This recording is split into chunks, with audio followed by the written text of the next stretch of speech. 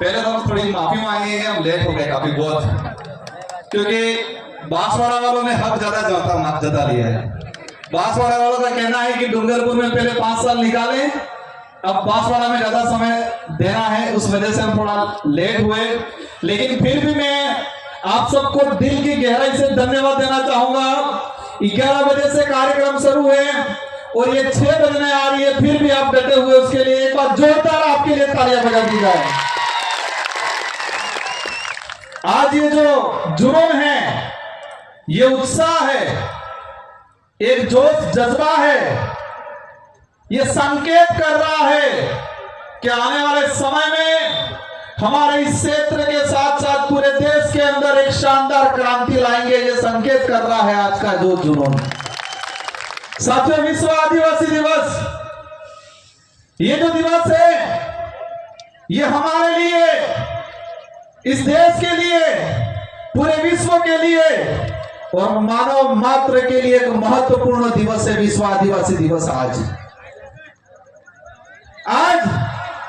ये विश्व आदिवासी दिवस हमारे पूर्व वक्ताओं ने बता दिया होगा उसका कब घोषणा हुई, कब से मनाया जा रहा है, इसका उद्देश्य क्या है, और इतने समय में 1994 से लगा के आज तक कहां कहां मनाया गया, किसने मनाया गया, कौन रुचि ले रहा है, किस सरकार ने रुचि ली, इस दिवस का उद्देश्य किसने बताया, आप सब भली भांति जानते हो, पूर्व वक्ताओं ने बता दिया होगा। विश्व आदिवासी दिवस हमारी होली है, मान लो दिवाली है, आपका दूसरा कोई त्योहार है, सबसे बड़ा त्योहार विश्व आदिवासी दिवस का दिन है और सबसे बड़ा त्योहार है ये हमारे लिए आज। साथियों, वो दिन याद आ रहा है मुझे जब 2015 के अंदर 2016 में हम कलेक्ट्री गए थे, विश्व आदिवासी दिवस मनाना है, हमें कहीं जगह दिया जाए। तत्कालीन प्रशासन, तत्कालीन सरकार ने कहा नहीं मना सकते हो आप। हम लोगों ने इधर इधर हाथ पैर मारे, जगह नहीं दी, सरकारी कहीं परमिशन नहीं दिया, और हमने गोकलपुरा में जाके सोमालाल जी के घर पे, उनकी निजी जमीन पे विश्व आदिवासी दिवस मनाया था शुरुआत में बड़े पैमाने।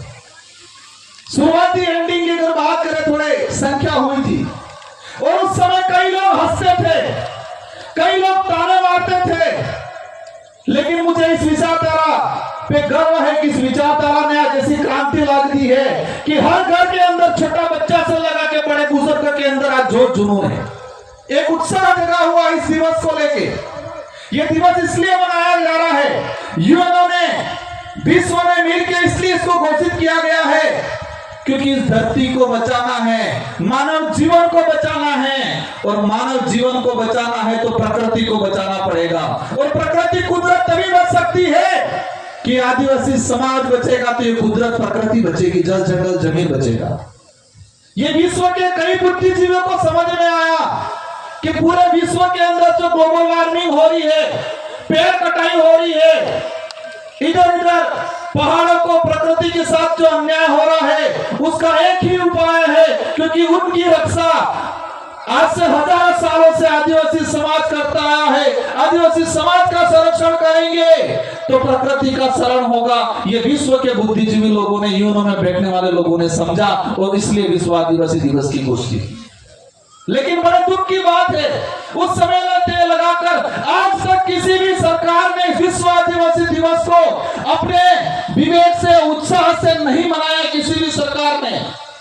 लेकिन हमें गर्व है कि हमने यहाँ पर आदिवासी छात्रावास के अंदर आप सभी ने मिलकर एक कारवा खड़ा किया। उस समय तत्कालीन सरकार थी वसुंधरा गवर्नमेंट की, और उन्होंने मजबूर में एसटी का अवकाश घोषित किया।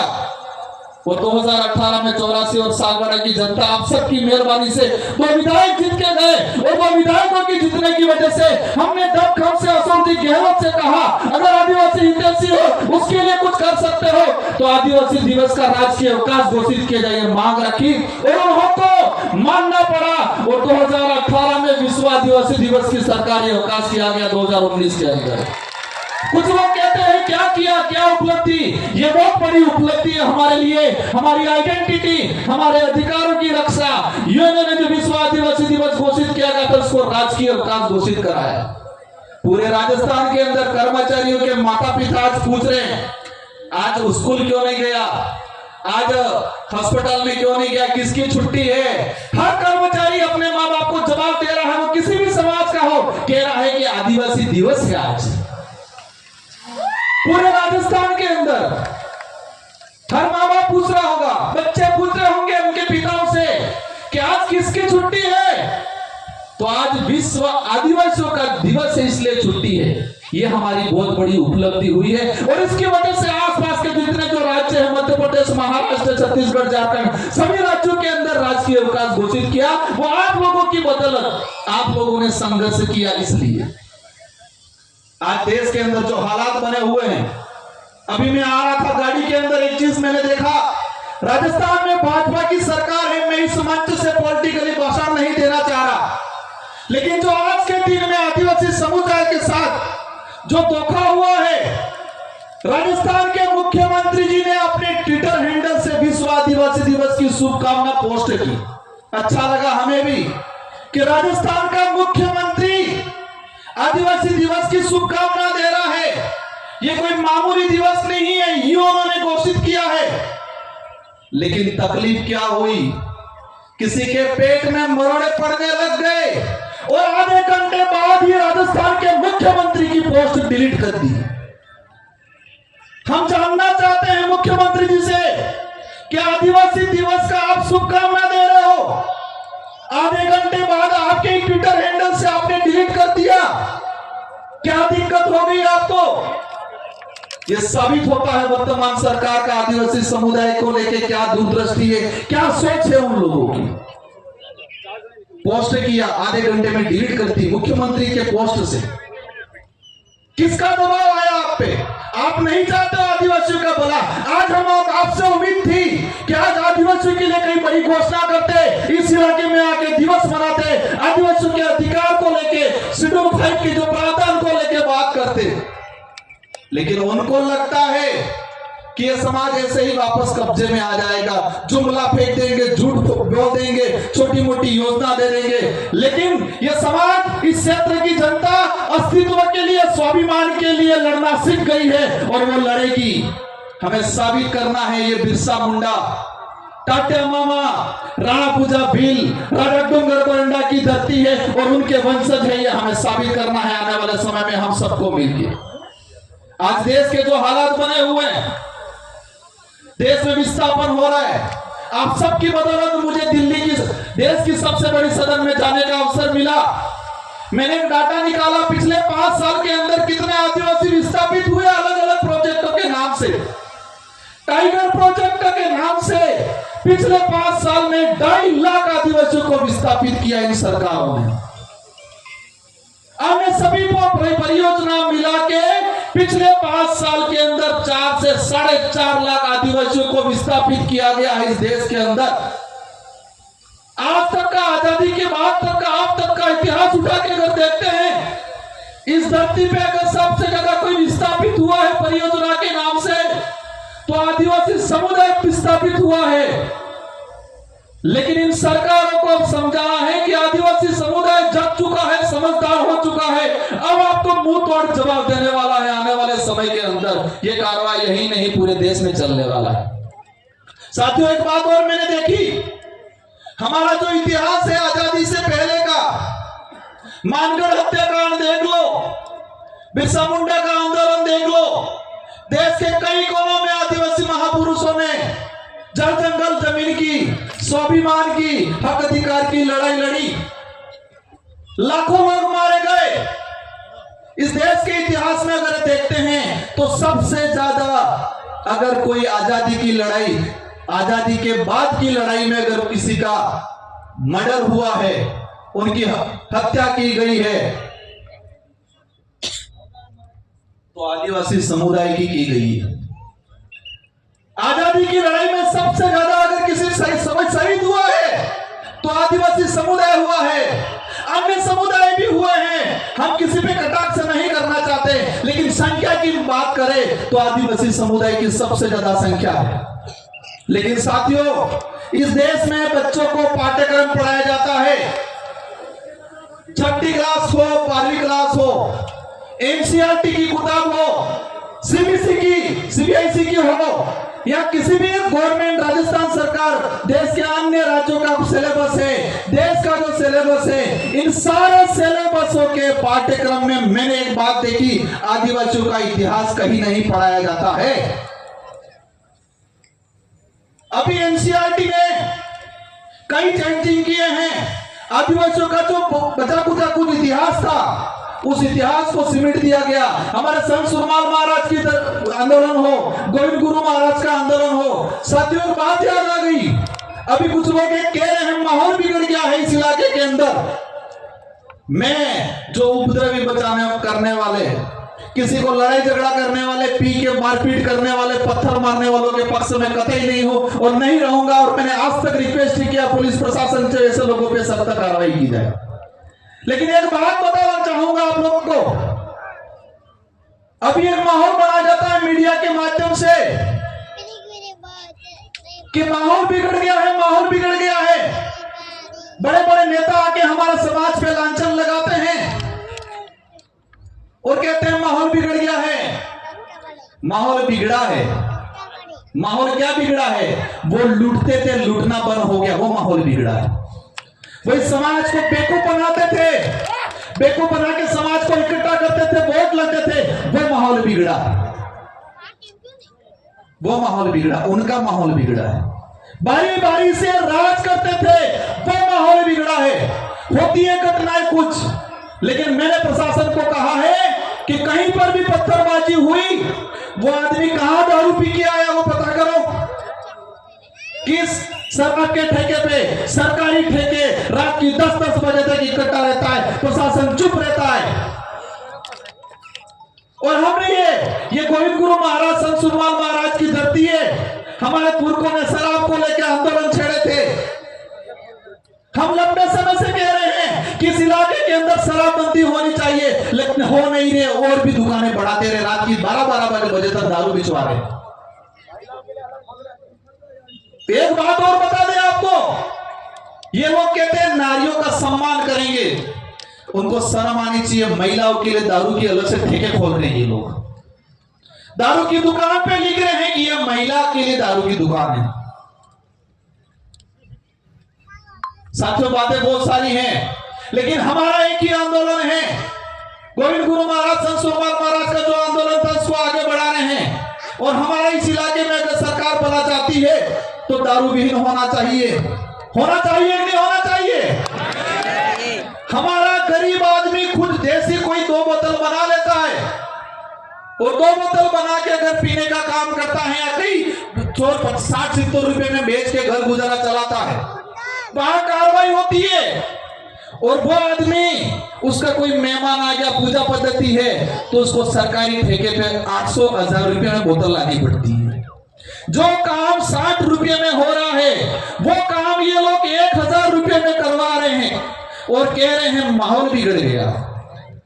આપણે કોણે પામણ આવી ગયું તો 60 રૂપિયા બોતલ ભાઈજાન પીવા વાળો बुजुर्ग आदमी 60-70 रुपए में काम થાય नहीं થાય।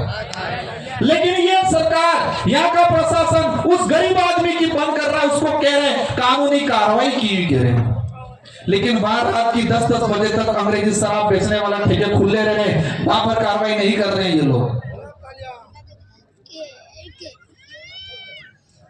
इसलिए हम सबकी जिम्मेदारी है, जो विशेषकर युवा साथी है उनको कहना चाह रहा हूं मैं कि दारू हमें बंद करना चाहिए। इंग्लिश दारू तो बिल्कुल बंद करना चाहिए। इंग्लिश के लिए हाथ खड़े कर दो सब।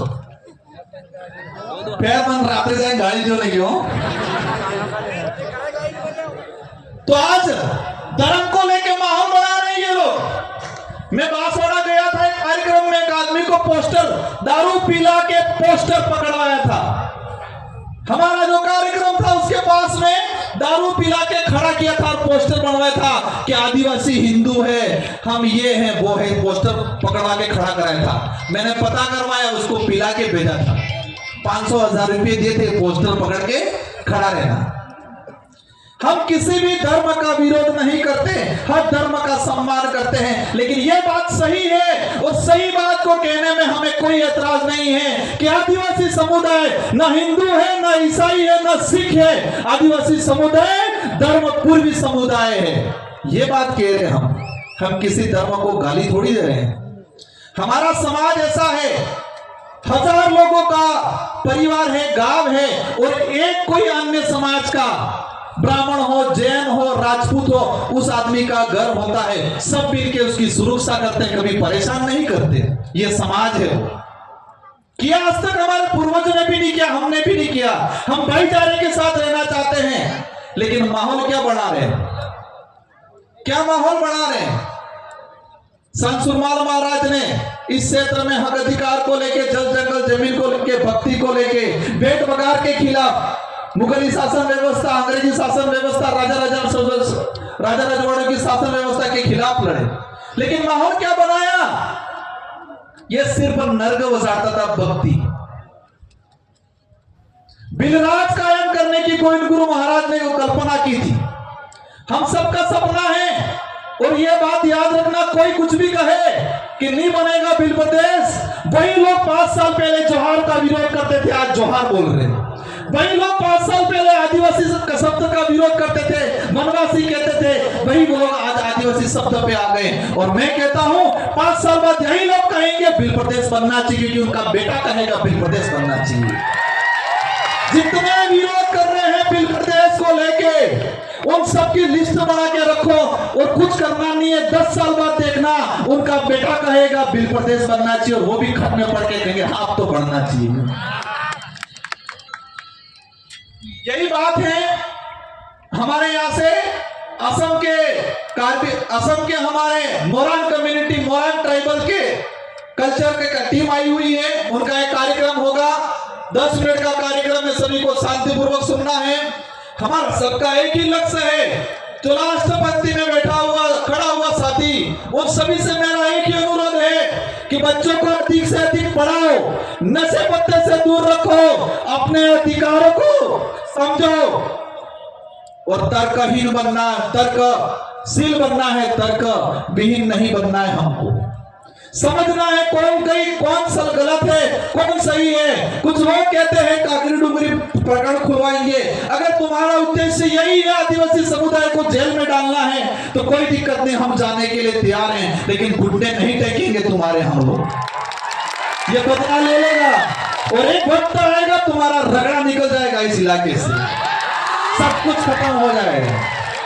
आप सभी को खूब खूब धन्यवाद, मेरी बात को सुना। मुझे उम्मीद है कि आप इस बात को समझोगे, अपने घर तक ले जाओगे, अपने जीवन में, अपने परिवार में इसका अमल करोगे। और एक ही बात ठान के जाना है, एक क्रांति लानी है शिक्षा के क्षेत्र में। हमको बच्चों को पढ़ाना है, हमको बच्चों को नशों से दूर रखना है, हमको बच्चों को खेल के क्षेत्र में आगे बढ़ाना है। और हम लोग 5 साल का मुझे अवसर मिला है, मैं कोशिश करूंगा इस क्षेत्र के अंदर आप सबके साथ सहयोग से कि शिक्षा के क्षेत्र के अंदर, खेल के क्षेत्र के अंदर एक हम क्रांति लाए, और इसमें आप सबका साथ सहयोग चाहिए। इन्हीं शब्दों के साथ आप सबको धन्यवाद, आभार। जय जोहार, जय बिल प्रदेश। एक तीर एक कमान, एक तीर एक कमान। धन्यवाद, जय जोहार।